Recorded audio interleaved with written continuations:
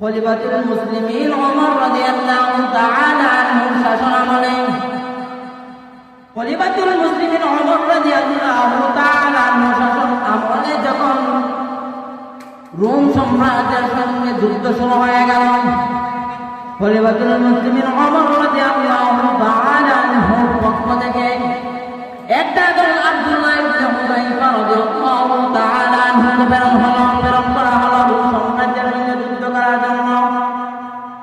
আব্দুল্লাহ ইবনে হুযাইফা রাদিয়াল্লাহু তাআলা আনহু যখন রোম সাম্রাজ্যের সঙ্গে যুদ্ধ করার জন্য রওনা হয়ে গেল, রোম সাম্রাজ্যের বাদশা বলতেছেন, যখন মুসলমানের বাহিনী আসবে আমার কাছে হস্তান্তর করবা।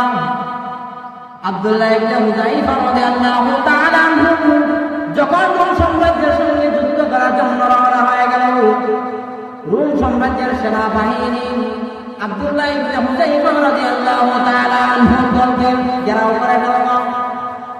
আব্দুল্লাহ ইবনে হুযাইফা রাদিয়াল্লাহু তাআলা আনহুর দলকে যখন ঘেরাও করে নিয়ে গেল, তখন তার বাদশা রোম সাম্রাজ্যের বাদশার কাছে নিয়ে সুবর্তন করল, বাদশা মহোদয় তোমার কাছে আমরা নিয়ে আসলাম। রোম সাম্রাজ্যের বাদশা আব্দুল্লাহ ইবনে হুযাইফা রাদিয়াল্লাহু তাআলা আনহুকে তার পাশে বসাইলেন। রোম সাম্রাজ্যের সেই সেনাবাহিনীরা বলতে লাগলো, আমরা তাকে ধরে আনলাম, আমরা মনে করেছিলাম তাকে হত্যা করা হবে বা ফাঁসির কাছে দোলানো হবে, বরং আমরা দেখতেছি না তাকে পাশে বসানো হয়েছে। আব্দুল্লাহ ইবনে হুযাইফা রাদিয়াল্লাহু তাআলা আনহুকে পাশে বসাইয়া বলতেছেন রোম সাম্রাজ্যের বাদশা, ও আব্দুল্লাহ ইবনে হুযাইফা, তোমার এই পুত্রের মাঝে, তোমার এই দলের মধ্যে লিডার কে?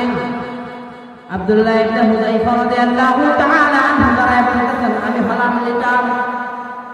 আব্দুল্লাহ ইবনে হুযাইফা রাদিয়াল্লাহু তাআলা আনহু বলতেছেন, ও আব্দুল্লাহ, তুমি আমার সঙ্গে যুদ্ধ করার জন্য আসছো, আমি তোমাকে বন্দী করলাম, এবার তোমাকে হত্যা করা হবে। আব্দুল্লাহ ইবনে হুযাইফা রাদিয়াল্লাহু তাআলা আনহু ওই রোম সাম্রাজ্যের বাদশার কথা শুনে কোনো ভয় পান নাই। আব্দুল্লাহ ইবনে হুযাইফা রাদিয়াল্লাহু তাআলা আনহুকে বলতেছেন, আব্দুল্লাহ রে, তুমি আমার সঙ্গে যুদ্ধ করতে আসছো, আমার সঙ্গে তুমি যুদ্ধ করে পারবা না। ও আব্দুল্লাহ, তুমি আমার রোম সাম্রাজ্যের মধ্যে আসছো, আমি তোমাকে বলতেছি, তুমি যদি রোম সাম্রাজ্যের বাদশা হতে চাও, আমার সুন্দর একটা ফুটফুটে মেয়ে আছে সুন্দর, তুমি যদি আমার কথা মেনে নাও, যদি আমার কথা তুমি শোনো,